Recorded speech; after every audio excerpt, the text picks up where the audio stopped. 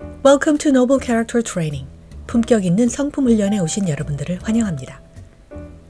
꿈이 있는 사람들이 많은 세상이 행복한 세상이다. 홍종욱 회장의 7막 7장 그리고 그 후 세 번째 이야기. 검증의 삶으로. 한국과 중국 그리고 미국에서 최고의 대학이라 불리우는 교육기관을 거쳤고 학창시절에는 학력에 대한 자긍심도 강했던 나였지만 학벌을 중요하게 생각해 본 적은 없다. 상대가 하버드 대학 출신이라고 해서 유달리 가깝게 여겨지지도 않고 이름 없는 대학 출신이라고 해서 멀게 느껴지지도 않는다. 아마도 학력은 사회라는 전장에 뛰어들기 위해 준비하는 소품의 하나일 뿐 전투의 승리를 결정짓는 데에는 큰 영향을 미치지 못한다는 사실을 뼈저리게 인지하고 있기 때문일 것이다. 나는 이 책의 독자들이 학벌 지상주의에 사로잡히기를 원하지 않는다. 내가 걸어온 길이 삶이라는 길문의 모범 답안이라고 생각하지도 않으며 나와 같은 길을 걸으라고 권하고 싶은 마음도 없다. 다만 내 작은 이야기가 이상과 현실 사이에서 끊임없이 방황하는 이들의 일상에 신선한 자극을 줄 수 있다면, 그리고 꿈과 노력의 중요성에 대해 잠시 생각해 볼 수 있는 동기가 된다면 그보다 보람 있는 일은 없을 것 같다. 많은 이들이 꿈을 품고 살아가지만 이를 이루기 위해서는 현실의 벽을 얕잡아 볼 수 있는 용기와 여유가 필요하다. 올라갈수록 좁아지는 문, 그러나 누군가는 반드시 들어가게 되어 있다. 서울에서 1년간 지내는 동안 바라본 한국의 대학생들과도 큰 차이가 있었다. 8을 가졌으면서도 10을 가진 것으로 행세하는 많은 한국인들에 비해 10을 가지고도 8만을 내보이는 중국 젊은이들의 저력과 겸손이 무섭게 느껴졌다. 무엇보다도 삶에 대한 구체적인 계획, 그리고 이를 달성하기 위한 치열한 의지가 나를 전율케 했다. 방향에 대한 정확한 감각은 물론 방법에 대한 치밀한 고뇌의 정신마저 갖춘 청년들이었던 것이다. 그들은 한번 붙어볼 만한 멋진 적수였고 함께 세상을 꾸려갈 수 있는 든든한 동반자였다. 중국은 기나긴 어둠을 멸하고 새벽을 맞이하려는 의지를 가진 곳이었다. 더 이상 고요하지 않는 대륙과 대양. 당시 중국에 머무르던 이들이 공통적으로 절감할 수 있었던 점은 사회 전반에 깔려있는 성장의 기운이었다.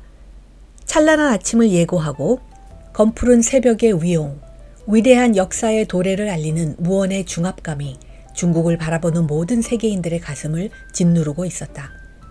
성장하면서 사업을 천직으로 생각해 본 적은 없었다.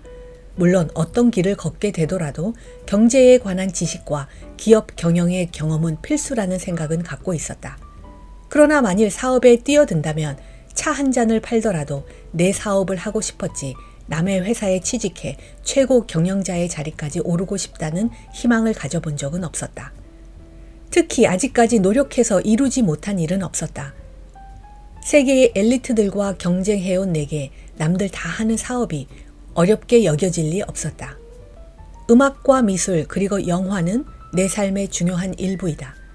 나는 역사 진보의 근원이 정치와 경제가 아니라 과학과 예술이라는 주장을 신봉한다. 취미와 사업을 혼동해서는 안 된다는 진리 반대편에 좋아하는 일을 해야 성공한다는 논리가 있었다.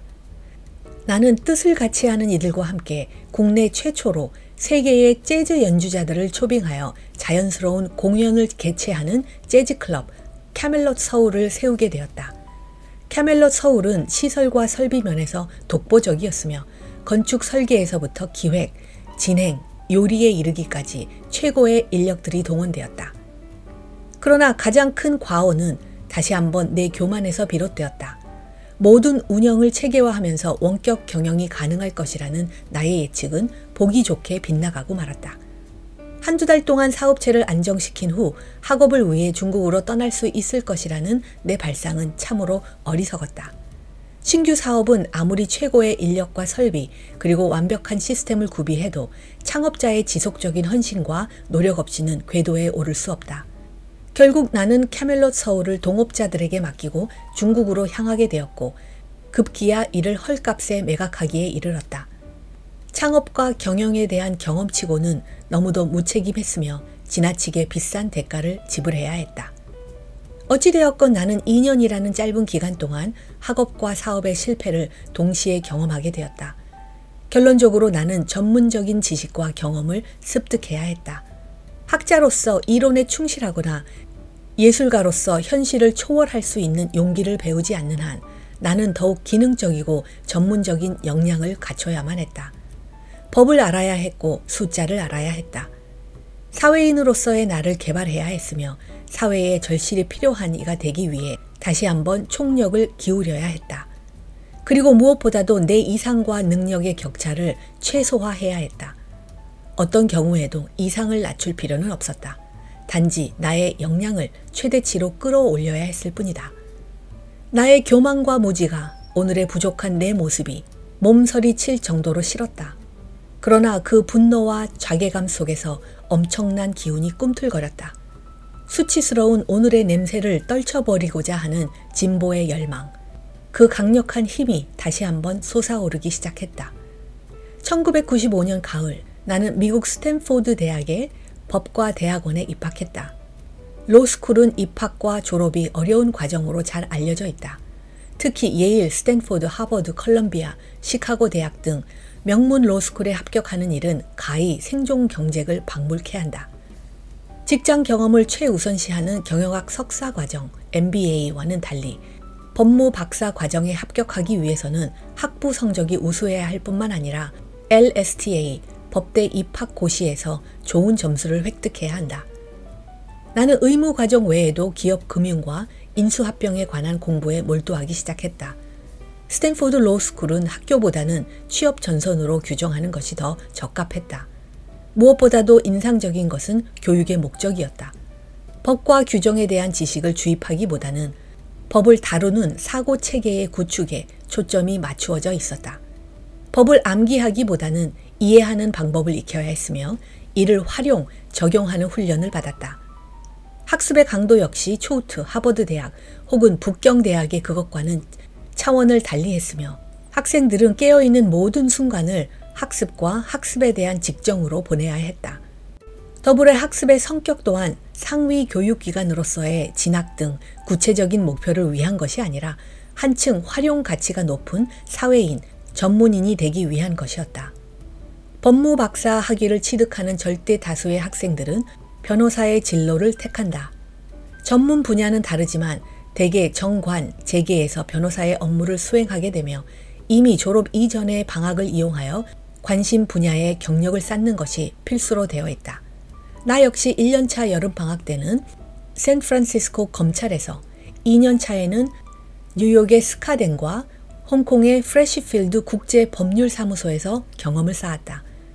그리고 3학년 마지막 학기는 미국 증권감독위원회에서 인턴 변호사로 근무했다. 이어 졸업하고 동시에 뉴욕주 변호사 시험에 응시해 합격했다. 그러나 내가 원하는 분야는 투자 금융이었다. 기업 인수합병의 먹이사슬이 그 중요한 이유였다. 인수합병이란 기업 활동 중 가장 중요한 일부이며 기업 혹은 투자자가 매도와 매수의 주체로서 그 결정권을 행사하게 된다. 그리고 이들의 요청으로 전후 과정을 총괄하여 지휘하는 이들이 M&A 뱅커이다. 변호사와 회계사는 일반적으로 이들을 도와 전문적인 실사 및 자문을 수행한다. 다행히 나는 졸업과 동시에 다국적 투자 금융기업인 리만 브라더스의 인수합병그룹에 입사할 수 있게 되었다. 3년간 머물렀던 스탠포드는 어찌 생각하면 하버드보다 더 어려운 관문이었고 더 힘들게 공부해야 했던 곳이었다. 내게 신경제의 개념을 깨닫게 해주었으며 하버드와는 또 다른 차원에서 세계의 엘리트들과 경쟁할 수 있는 기회이기도 했다. 도전에 대한 의욕은 후천적으로 길러졌다.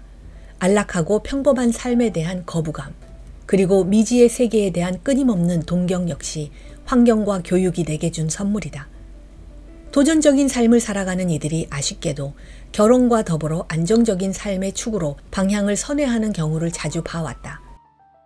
반면 나는 결혼과 함께 힘들고 어려운 리스크를 선택할 수 있는 정신적인 기틀을 마련하게 되었다. 기독교 종교와 부모님이라는 절대 불면의 정신적인 축을 보유하고 있었던 내게 아내와 가정이라는 또 하나의 안정된 축이 주어졌기 때문이다. 흔들리지 않는 가정은 나로 하여금 도전과 고난을 두려워하지 않는 의지와 어떤 실패와 좌절이 있어도 다시 일어설 수 있다는 믿음을 갖게 해준 것이다. 나의 아내 손정희. 손정희. 나는 아직 내 아내보다 아름다운 여인을 본 적이 없다.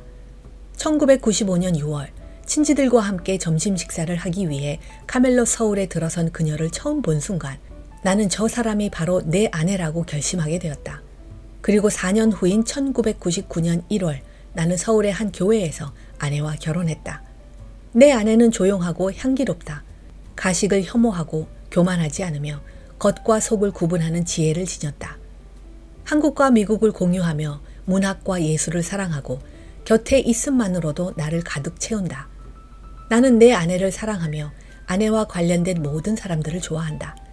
그리고 나의 아이들이 모두 아내를 닮았으면 하는 소망을 한다. 아내를 만난 후 반년가량이 지난 어느 늦 가을밤 나는 샌프란시스코에 잠시 여행 온 아내를 이끌고 스탠포드 대학 내의 작은 교회로 향했다. 예배가 없는 날이었기에 실내는 고요했고 지나가는 신도들을 위해 밝혀놓은 촛불들만이 교회의 파수꾼 역할을 하고 있었다. 나는 무릎을 꿇었고 아내에게 청혼을 했다. 그리고 작은 상점에서 구입한 반지를 그녀에게 건네주었다. 가진 돈이 많지 않았던 시절이라 초라하기 짝이 없었던 반지였지만 사랑도 결혼도 일생 한 번뿐이라는 믿음을 갖고 살아온 나에게 있어서는 더없이 중요한 약속의 표시였다. 아내는 내 청혼을 받아들였다. 그리고 나를 위해 화사하게 웃어주었다. 나는 내 자녀들이 도전적인 삶을 선택하기를 원한다. 한국을 알고 세계를 알며 항상 깨어있는 그리고 전진하는 사람들이 되었으면 한다. 반면 내 아내는 아이들이 행복한 삶을 추구했으면 좋겠다고 한다. 내가 진로를 선택할 때 부모님은 반대를 하신 적이 없다. 많은 의문과 의견을 제시해 주셨지만 궁극적으로는 항상 내 의지를 존중해 주셨다. 나는 그런 나의 환경을 내가 받은 가장 큰 축복으로 여겨왔다. 내 아내는 그 축복의 연장선상에 있다. 단 한 번도 내 진로에 대한 결정에 반대하거나 또 그 결과에 대해 불만을 표출한 적이 없다. 어찌 의문과 불만이 없었겠는가? 꿈을 쫓아 거침없이 달려가는 남편이 불안하게 느껴질 때가 얼마나 많았겠는가? 서구의 교육을 받았고 지극히 감정에 솔직한 내 아내가 침묵을 유지할 때 나는 때로 경이롭다는 생각마저 들게 된다. 인수합병. 인수합병 과정을 이해하고 구체적인 임무를 수행하는 단계가 있다면 그 후에는 인수합병의 틀을 만들고 그 시행을 총지휘하는 단계가 있다. 그리고 마지막으로 인수합병의 원리를 깨닫고 그 성패를 예측할 수 있는 단계가 있을 것이다. 나의 목적은 1단계에 해당하는 것이었다. 숫자와 데이터 분석의 요령을 배우고 재무적으로 건강한 회사와 그렇지 못한 회사를 구분하는 눈을 갖추며 기업 인수합병의 동기와 과정을 익히는 것이 나의 가장 큰 목표였다. 수조 원에 이르는 규모, 수만 명의 임직원의 미래, 그리고 나아가 한 경제 체계, 한 국가가 체계에 미치는 지대한 영향.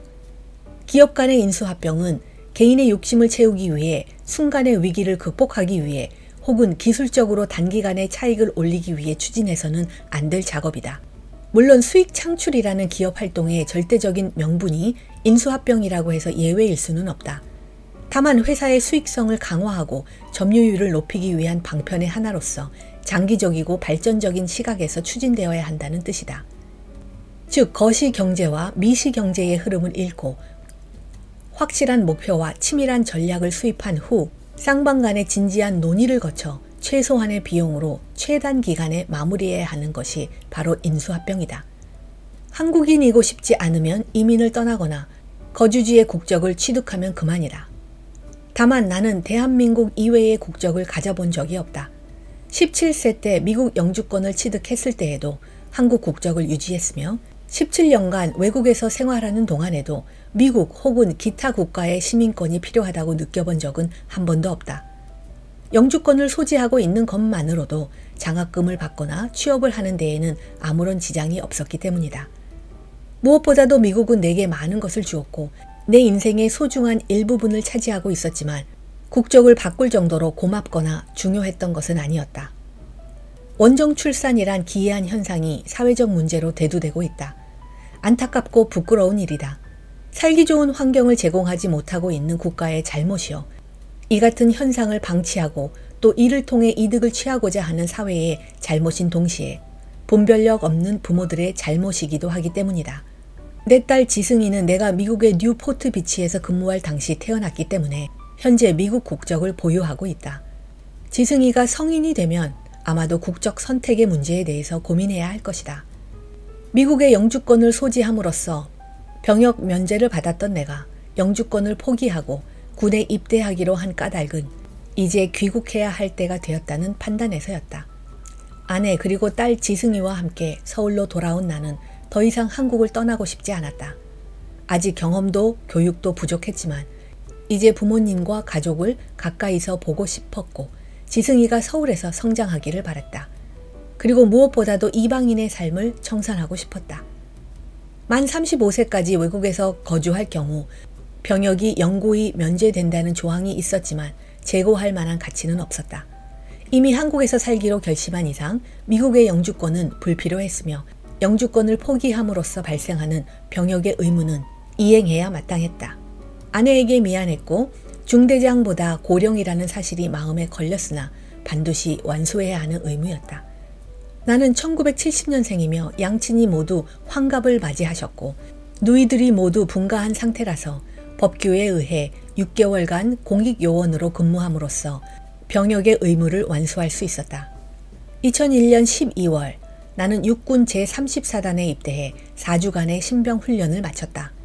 대한민국의 남자로서 해야 할 일을 했다는 점은 반가웠지만 현역으로 복무하지 못한 점에 대해서는 두고두고 아쉬울 것이다.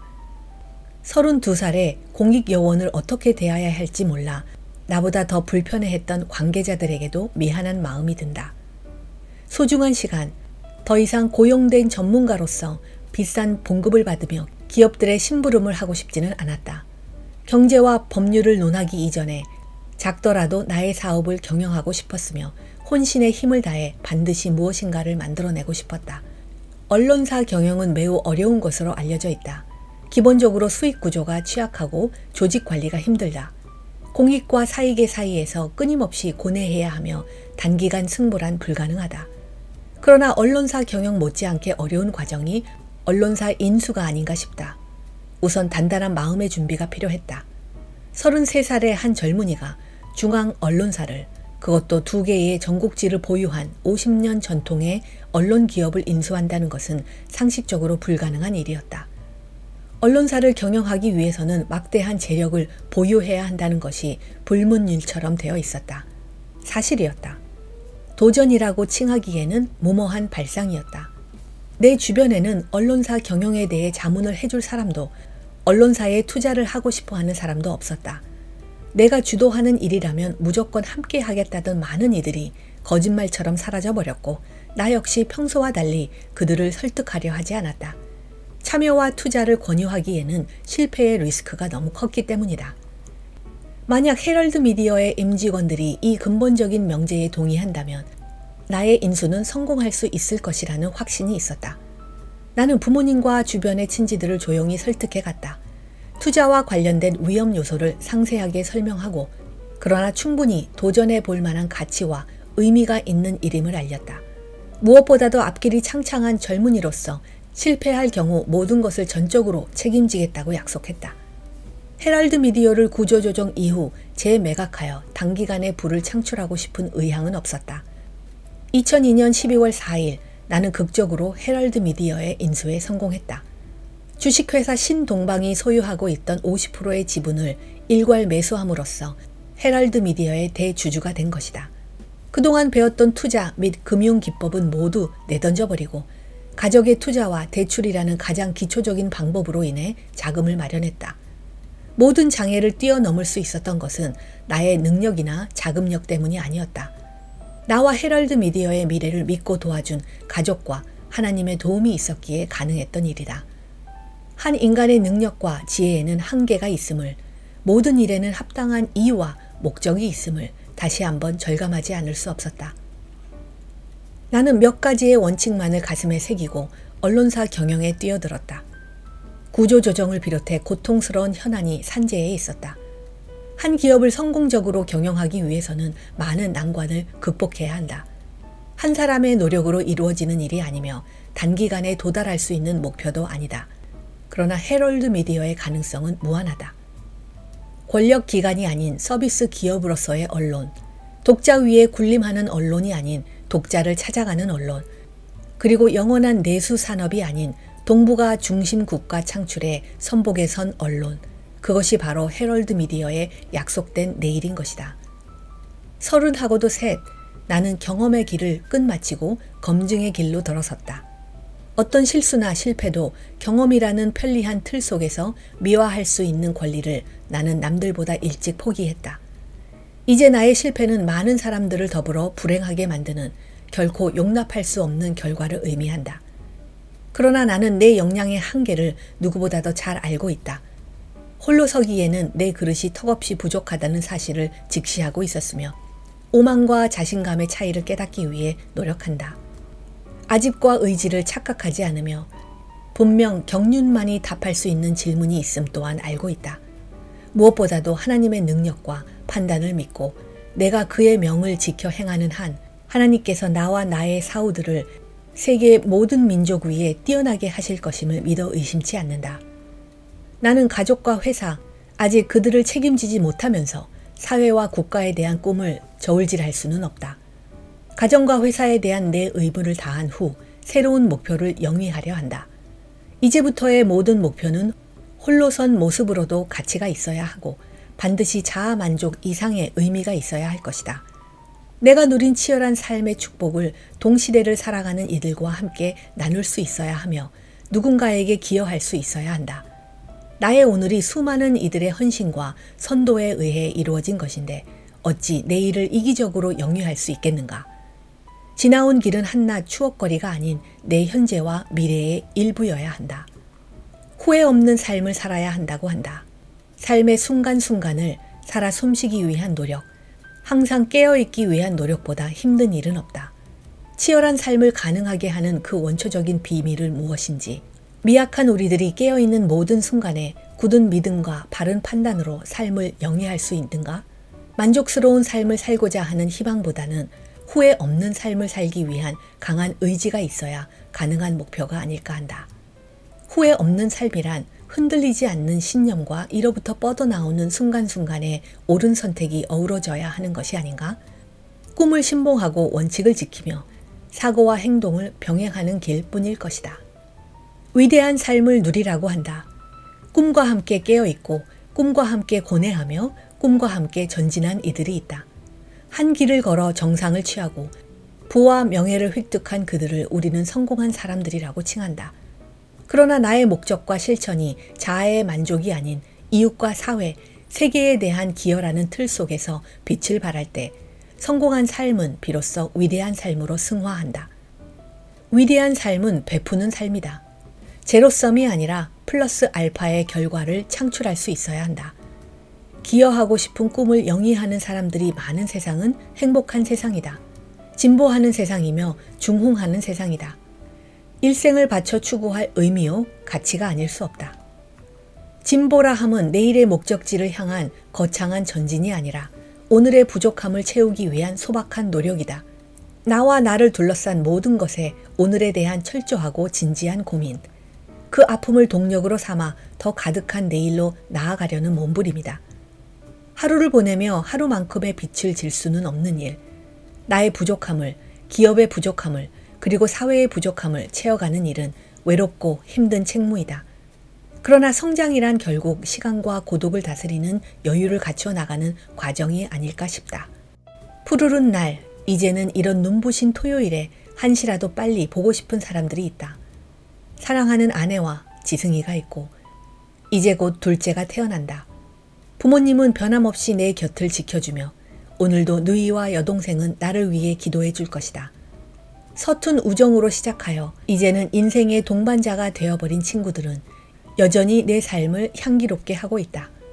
나는 아직 내일이 어떤 모습으로 나를 기다리고 있는지 알지 못한다. 그러나 변함없이 젊은 꿈을 꾸며 그 꿈 속의 작은 목표들을 하나 둘씩 열심히 이루어 갈 것이다. 나는 나의 삶을 사랑한다. 나의 가족과 친구들을 사랑하고 이 글을 읽으며 힘을 얻는 사람들과 기대와 우려에 조언을 해주는 모든 이들에게 감사한다. 홍정욱 회장의 7막 7장 그리고 그 후 모든 시리즈를 마칩니다. 함께해 주신 여러분들께 감사를 드립니다.